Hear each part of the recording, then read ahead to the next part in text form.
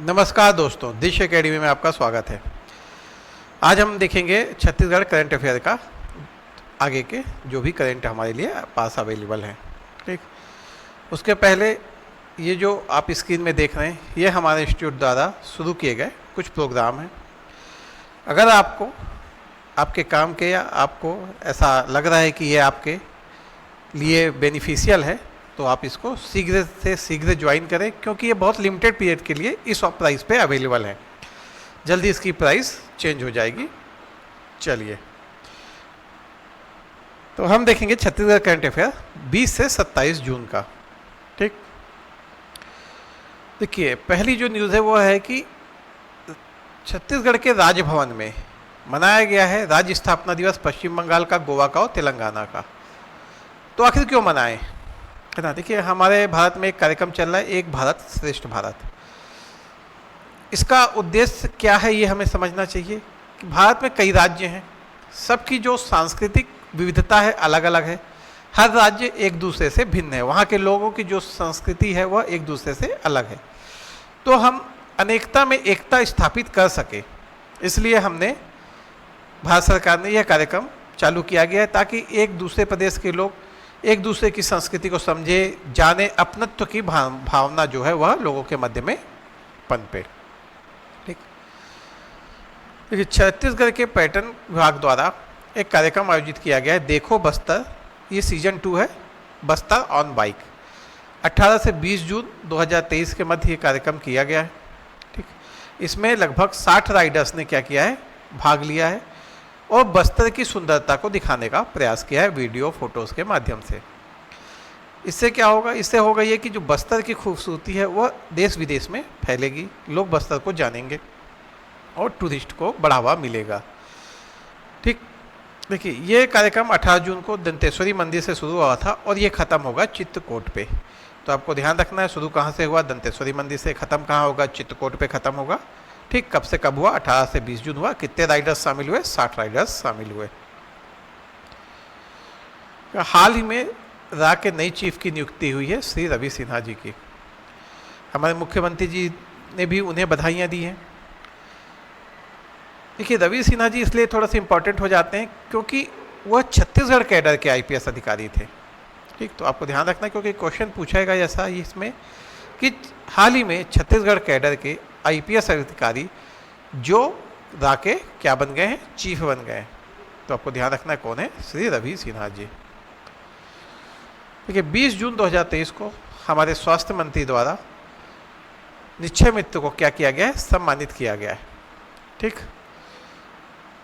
इसमें 9 गैर सरकारी स्वयंसेवी संस्थाएं, 9 सार्वजनिक उपक्रम, 4 जनप्रतिनिधि, 11 अस्पताल एवं डॉक्टर, 4 अधिकारी स्वास्थ्य विभाग के और 14 अन्य व्यक्तियों को क्या किया गया, सम्मानित किया गया है।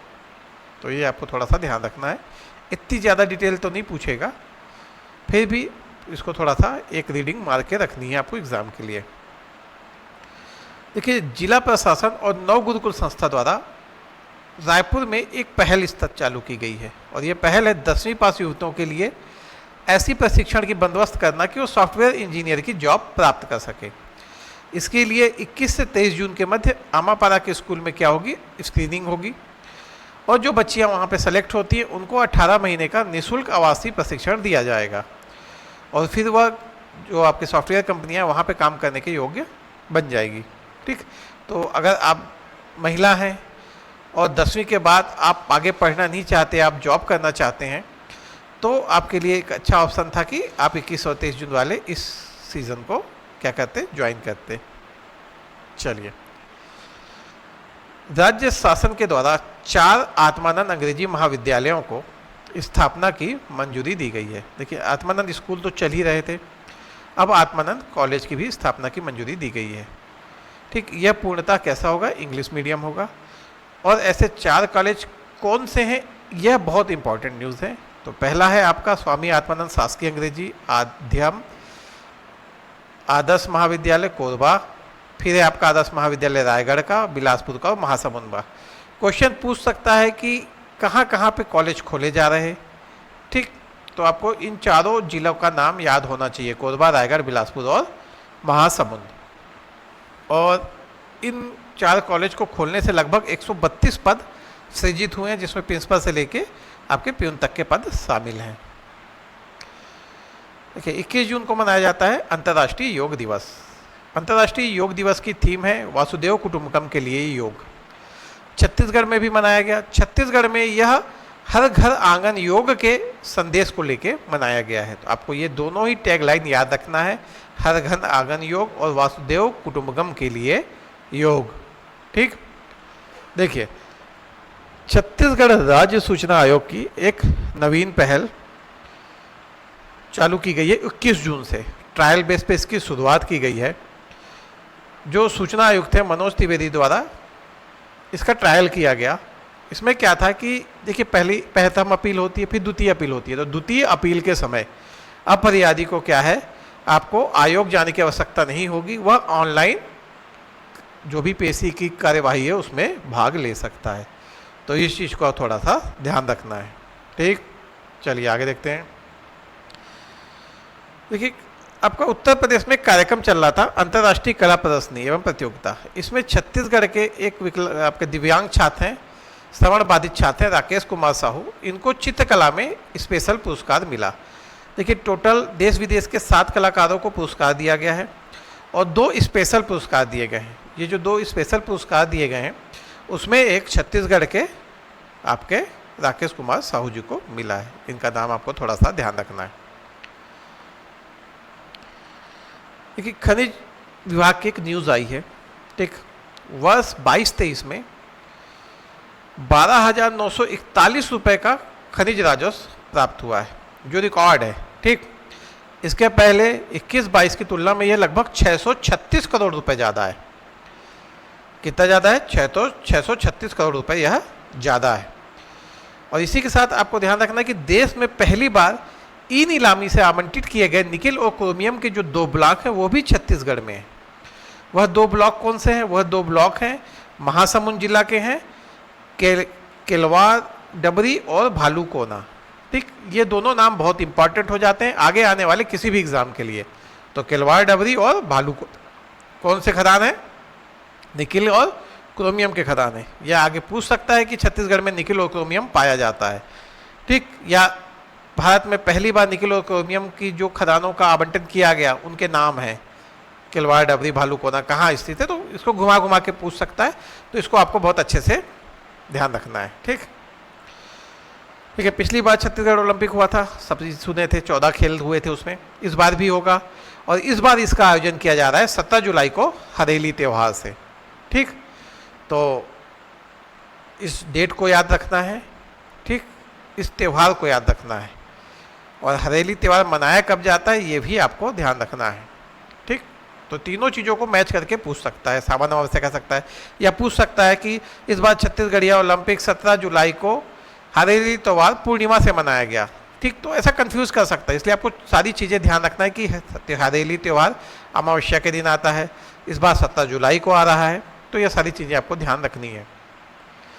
देखिए 26 जून को अंतर्राष्ट्रीय नशा निवारण दिवस मनाया जाता है। इसी अवसर पे जो सामाजिक न्याय और अधिकारिता मंत्री हमारे थावरचंद गहलोत जी, केंद्रीय मंत्री हैं जो है ना, इन्होंने नशा मुक्त भारत अभियान की वेबसाइट को लॉन्च किया है।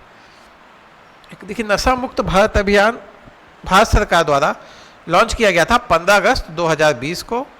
क्या मादक द्रव्य से जो सेवन से इससे निपटने के लिए और भारत को क्या है नशा मुक्त बनाने के लिए।